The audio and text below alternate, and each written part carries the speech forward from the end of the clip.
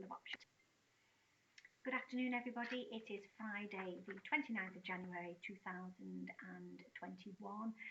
and this is my fortnightly update, which is accompanied by a letter, which possibly has a little bit more information in and links, useful links, I think, to things you may want to have a little look at. So this is the week that the Prime Minister on Wednesday made his statement that he was, or we weren't going to be looking at returning to school till the 8th of March, which, you know, whilst obviously that has its challenges, at least we know now we have 4 weeks remote learning at least to be looking into. So we've got that 2 weeks before half term, 2 weeks after half term. And I just wanted to say thank you to you at this point. I know it's tough. I know it's tough. I know homeschooling children is really tough. I don't have to do it myself. My girls are a lot older. But we really do appreciate all the efforts that are going into it. And as I said on my previous, the last video, not a fortnight ago, but a few days ago, is just do your best. That's all we're asking of anybody. All we're asking of ourselves, all we're asking of anybody is that you do your best. And doing our best together, we will get good outcomes.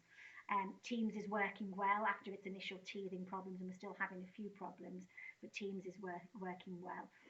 We're learning, the children are learning, and we're finding lots of different resources that can link in with Teams or whatever to make their learning more engaging and more interesting and more effective and efficient for the students. So please just bear with us with regards to that. With regards to chat, what we're finding is that obviously the chat function, while it is very beneficial from a learning point of view, can be a distraction.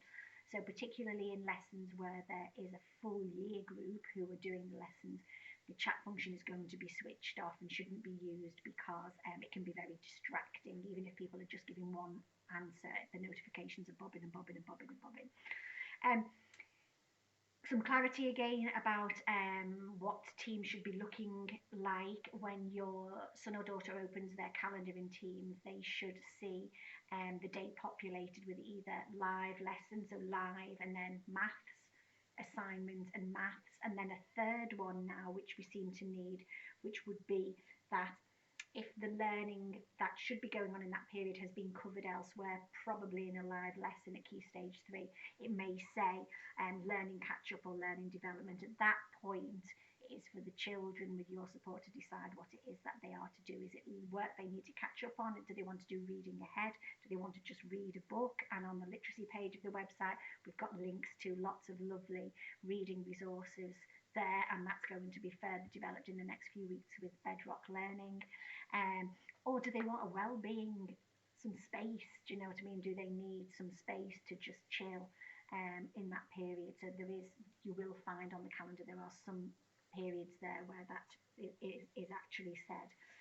But reading, obviously I'm slightly biased, but reading is to me a way of relaxing and very joyful and developing their skills for life as well. Thank you to the responses for the parent survey that went out a couple of weeks ago. So mostly Year 7 and 8 parents who completed that, and the responses were overwhelmingly positive. We have addressed a number of points, particularly the live lessons, so less at Key Stage 4, more at Key Stage 3. At the moment, our focus within school is on developing the assessment system, so how we go about assessing the children while they're learning remotely, and how we go about feeding that assessment back to them and back to yourselves. So that is something that we're working on, and once we have a system in place, we will share that with you. I'm going to host another parent Q&A next Friday at 4 o'clock. So if you would like to be part of that, if you email head@stanthonys.com, my PA will invite you and send an invitation out to you. And if you've got any particular questions you want me to address and you know them in advance, if you can share them with us.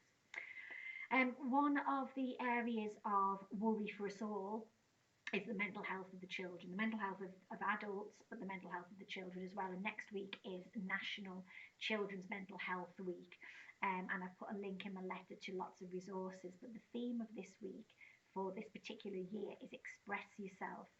And with this in mind, I want to invite all the students to produce a collage that expresses who they are as a person. So it could be, you know, pictures on the collage, prayers, lyrics, it could be photographs, it could be quotes, it could be anything at all that expresses who they are as a person. So I've made a start on mine, but haven't got very far today. So I'll just show you what it is. I have a slight obsession with Toblerone, white Toblerone, not just any old Toblerone, white Toblerone. So I got from Father Christmas this year a Toblerone with my own name on it. So that's going to be sort of the starting point of my express yourself thing. Now, the reason I've got it folded in half is we're going to take this a step further in a couple of weeks. So what I would say is if you're going to do this, if you do it as an A3 sheet folded in half,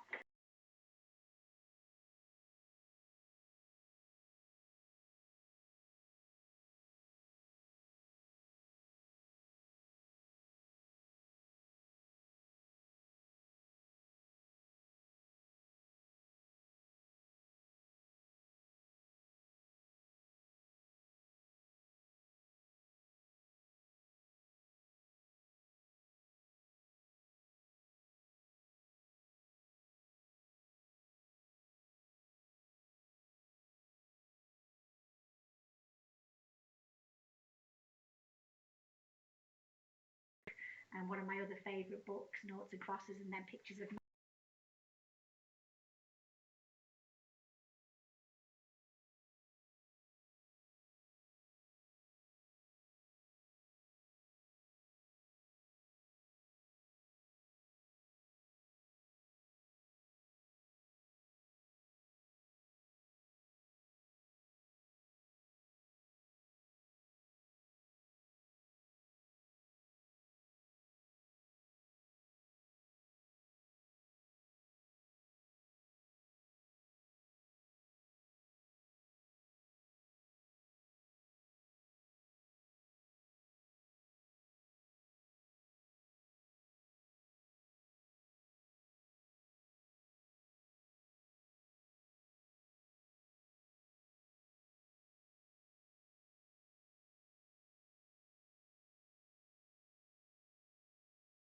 photographs of them. That would be wonderful, absolutely wonderful.